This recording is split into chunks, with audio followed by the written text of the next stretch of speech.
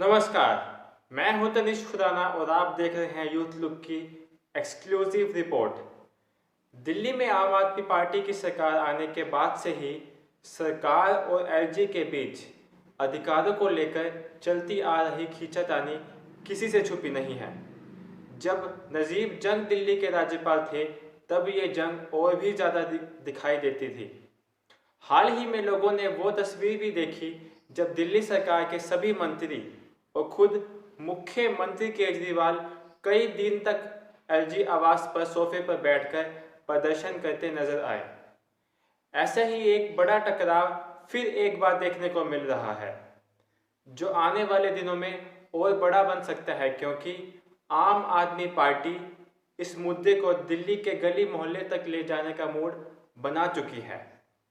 लेकिन दिल्ली वालों आपसे कहना चाहता हूं, अरविंद केजरीवाल उस मिट्टी की बने हैं कि केंद्र की सरकार चाहे जितना अतिक्रम कर ले, हम लड़ेंगे भी और काम भी करेंगे, मिल करके दिल्ली को आगे बढ़ाने का संकल्प लेंगे। लोकसभा में पेश किया गया राष्ट्रीय राजधानी क्षेत्र संशोधन विधेयक बन रहा है। इस बिल के तहत दिल्ली में सरकार के संचालन कामकाज को लेकर कुछ बदलाव किए गए हैं, जिनमें राज्यपाल के पास कुछ अतिरिक्त अधिकार होंगे, जिनका असर दिल्ली सरकार विधानसभा द्वारा लिए गए कुछ फैसलों पर दिखेगा। केंद्र द्वारा जो बिल पेश किया गया है उसमें कहा गया है, ये बिल सुप्रीम कोर्ट द्वारा दिए गए निर्देशों को बढ़ावा देता है, जिसके तहत दिल्ली में राज्य सरकार और उपराज्यपाल की जिम्मेदारियों को बताया गया है। बिल में कहा गया है, राज्य की विधानसभा द्वारा बनाए गए किसी भी कानून में सरकार का मतलब उपराज्यपाल होगा। बिल में यह भी कहा गया है कि राज्य सरकार, कैबिनेट या फिर किसी मंत्री द्वारा कोई भी शासनात्मक फैसला लिया जाता है तो उसमें राज्यपाल की राय जरूरी होगी। दिल्ली की आम आदमी पार्टी का आरोप है कि इस विधेयक के कानून बनने के बाद दिल्ली में सरकार का कोई मतलब नहीं रह जाएगा। पार्टी के वरिष्ठ नेता और उप मुख्यमंत्री मनीष सिसोदिया के मुताबिक विधेयक में कहा गया है कि सरकार का मतलब उपराज्यपाल होगा और हर काम के लिए दिल्ली सरकार को पहले उपराज्यपाल की मंजूरी लेनी होगी। ऐसे में चुनी हुई सरकार की जरूरत ही नहीं है। केंद्र सरकार दिल्ली सरकार को चलाने का जो जीएनसीटीडी एक्ट है, ये एक्ट है government of national capital territory Delhi act. इसमें बदलाव करने के लिए एक अमेंडमेंट बिल लेके आई है। तो दो अमेंडमेंट है मेन रूप से इसमें। पहला ये कि दिल्ली सरकार का मतलब होगा लेफ्टिनेंट गवर्नर, तो इसका मतलब यह है कि चुनी हुई सरकार का कोई मतलब नहीं रह गया, चुनाव कराने का कोई मतलब नहीं रह गया, मुख्यमंत्री मंत्री का कोई मतलब नहीं रह गया, सरकार केवल एलजी साहब होंगे। तो ये एक बहुत ही तानाशाही भरा अमेंडमेंट है। और दूसरा, जैसा मैंने कहा कि हर एक फाइल एलजी के पास भेजनी पड़ेगी, ये भी अपने आप में एक बहुत तानाशाही भरा है कि फिर सरकार चुनने का मतलब क्या रह गया, फिर चुनाव क्यों करवाते हो, फिर डेमोक्रेसी का दिखावा क्यों करते हो। अगर चुनी हुई सरकार, चुने हुए मंत्रियों, चुने हुए मुख्यमंत्री के पास में कोई डिसीजन लेने की पावर ही नहीं है और अगर सरकार का मतलब हो गया लेफ्टिनेंट गवर्नर, तो फिर ये मंत्री मुख्यमंत्री बनाते क्यों, ये विधानसभा बनाते क्यों, चुनाव कराते क्यों, ये लोकतंत्र होने का, लोकतांत्रिक होने का ढोंग क्यों करते हो।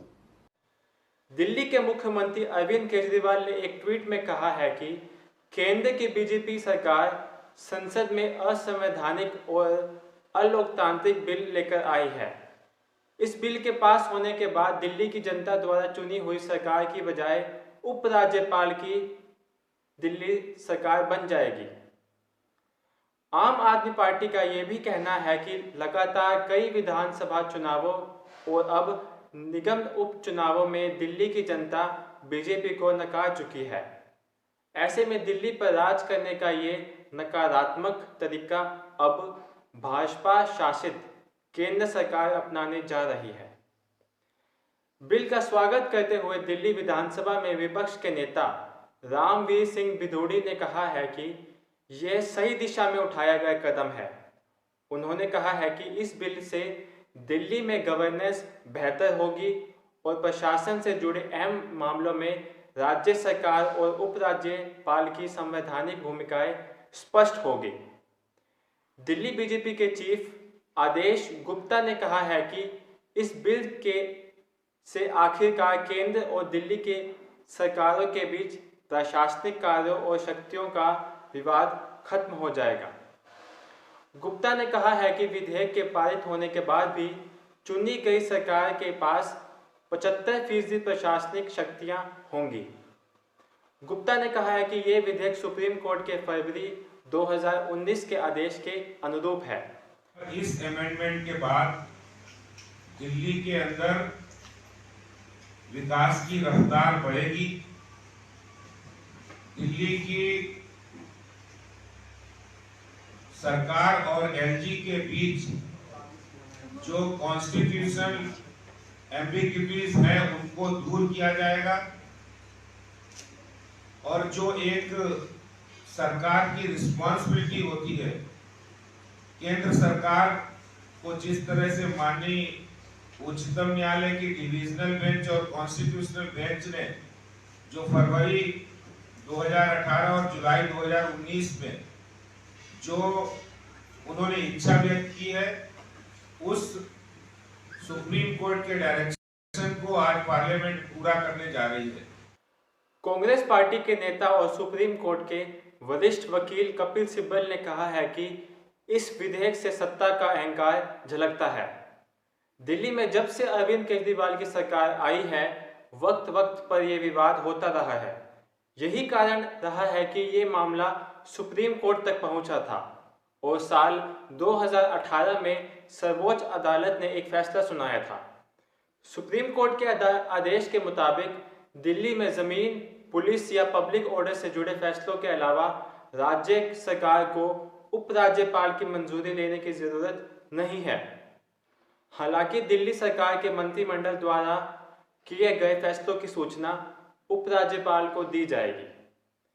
पिछले साल जून 2020 में भी दिल्ली सरकार और एलजी आमने सामने थे, जब दिल्ली के उपराज्यपाल अनिल बैजल ने दिल्ली के मुख्यमंत्री अरविंद केजरीवाल के उस फैसले को पलट दिया था जिसमें उन्होंने कहा था कि दिल्ली के अस्पतालों में केवल दिल्ली वालों का ही इलाज होगा।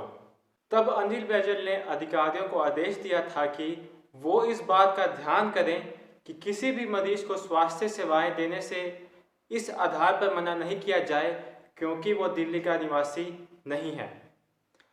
आप इस मुद्दे पर क्या सोचते हैं, हमें कमेंट बॉक्स में बताएं। तो आज के लिए इतना ही। अपना ख्याल रखिए और देखते रहिए यूथ लुक।